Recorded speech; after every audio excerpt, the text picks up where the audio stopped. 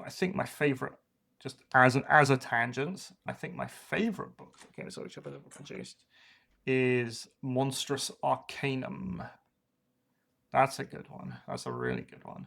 For you guys who don't know, Monstrous Arcanum was released at the end of Warhammer Fantasy, where Forge World were basically doing a whole bunch of different monsters, kind of just because they could, and they were amazing. Like the things that they were putting out at the end of Warhammer Fantasy was kind of nuts.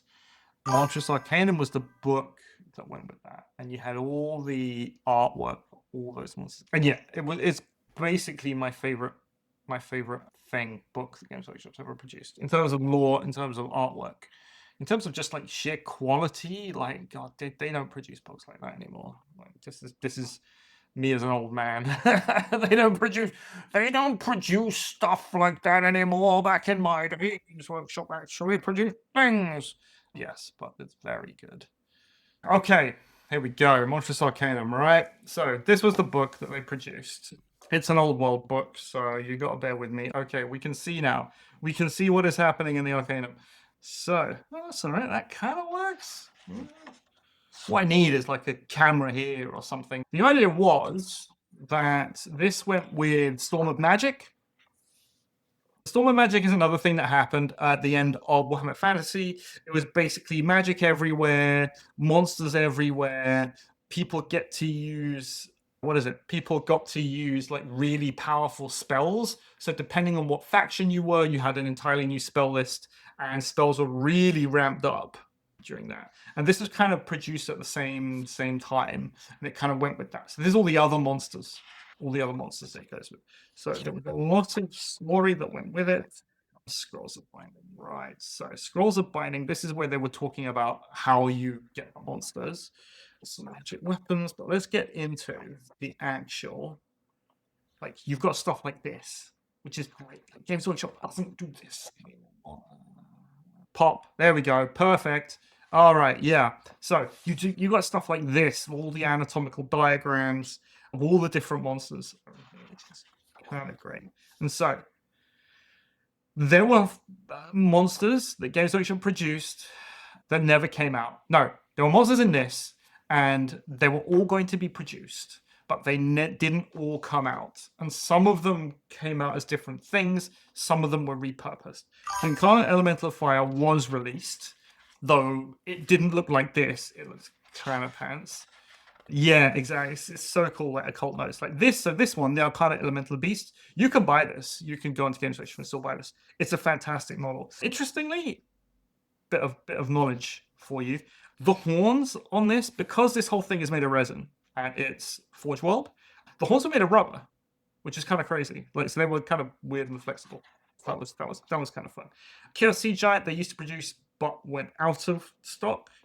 But anything to do with Chaos Dwarves, they basically never brought back. And the Siege Giant was one of the things to do with Chaos Dwarves they never brought back, unfortunately. Bar Trolls, that was a thing. You can still buy those.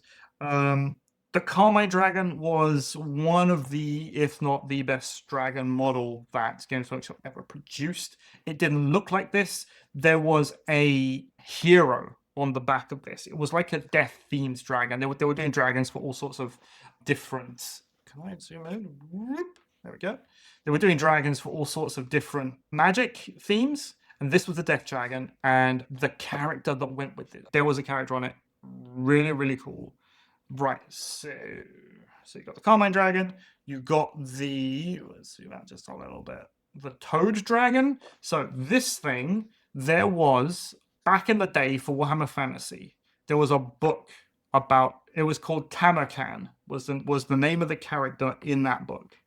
And Tamarkan was a demon prince of Nurgle. But the demon prince was like a maggot, and what he would do is he would possess different characters. And Tamarkan at the time had two profiles. There's one for him possessing like a normal man-sized thing, and then Tamarkan himself was possessing an ogre. And the ogre would ride the Toad Dragon, and it was kind of crazy. It was insane. Kadai Fireborn, again, we're talking about Chaos Dwarves. They never brought them back. Maybe they will at some point. I don't know. Kadai Destroyer, right. The Kadai Destroyer is interesting. This model, so Games Workshop used to do, there was a thing they used to do called Games Day. Can I'll bring this over here so you guys can actually see. There we go. So they used to do a thing called Games Day.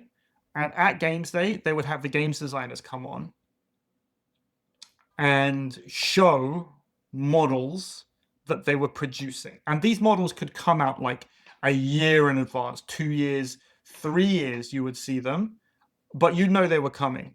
The Kadai Destroyer was one of them, and the model was absolutely gorgeous. You can find this on thingy. You can find this on what's it called? Google it, right? You'll be able to see what the model of the Kadai Destroyer looked like, and eventually they just got rid of it because Chaos Dwarfs kind of died with Warhammer Fantasy. Yeah, maybe. There are rumors that they are coming back to Age of Sigmar, which basically means that this entire range would come back, and maybe they eventually release this model. Like, I want them to release this model. It was great at the time. It's really, really good. What else we got? Bell Taurus. Again, Chaos Dwarves, Bull Centaur Render. All of this stuff. The Kadai Destroyer is playable. Yeah, exactly. It got into Total War 3, and I think that's where like you get a lot of Age of Sigmar players who came into the game because of Total War 3, basically. And there's a lot of stuff in there that you just basically don't see anymore. So hopefully they bring all this stuff back. Colossal Squig, which we know about. This they never released. The Incarnate Elemental of Death. And it really annoys me that they never did. Because, wow. It's like a dragon with 2 heads that are attached together. Like, it's just the coolest thing. I would have bought one of these if and when they produced it. I would have totally bought one. Zoom out. Zoom in. Yeah, I would have totally bought one. But unfortunately, they never did. This they produced. This is a really cool model. Pain in the ass to put together. Each one of these fingers was like 5 or 6 different components. Like, I will never put that thing together again. The Dreadmore, did they release a Dreadmore? I feel like they released a Dreadmore. It didn't look like this, but I feel like they released a Dreadmore. Right, okay. For you undead lovers out there, this is the Necrox Colossus. And this is the reason why you should hate Games Workshop for not releasing their models. Because it's crazy. Like, to give you an idea, this is the crypt that comes. Yeah, that piece of terrain, right? The crypt. That's the crypt. This is a Necrox Colossus. It's part boat, part meat puppet. Come on, Games Workshop. Do it. You can do it. It's amazing. What else we got? Brood Horror, which you can buy. Exalted Verminlord, which you can buy. The Mongol, which doesn't look like that. And it should look like that. Games Workshop, why? Why does the Mongol not look like that? Come on, guys. Wolf rats are just big rats. The Cursed Etin. Right, I really wanted this model. They produced it. I don't think you can buy it anymore. You know what? You might be able to buy it. I'm not entirely sure if you can buy the thing. I kind of hope you can, because that'd be really fun. Maybe later.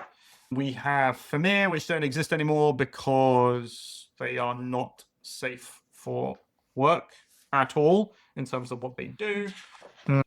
Also, for our Tomb King loving friends, the Kendrick Titan. You know, Charles, I get Charles on every now and again. He was playing Tomb Kings and he was waiting for the Kendrick Titan to come out. It never did. And it's really sad because it's really cool. There was a guy, I remember you could buy there was like a third-party 3D print of the Kendrick Titan at one point, which you could buy, which was pretty neat.